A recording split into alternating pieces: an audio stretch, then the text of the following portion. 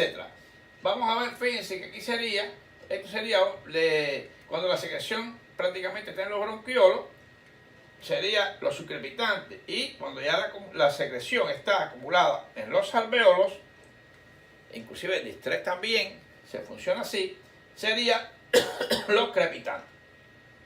Se produce sobre todo en la inspiración, y los subcrepitantes pueden también producirse en la expiración, pero son más frecuentes en la inspiración. Usted dice al paciente respire profundamente y usted va a sentir en la ocultación esos estertores, y ayudan mucho a entender si el paciente tiene una neumonía o tiene un asma. Cuidado con que no todo lo que sirva en la madrugada, por ejemplo, es o neumonía o es asma, puede ser un edema agudo del pulmón. Cuidado con eso. Pero bueno, le doy esta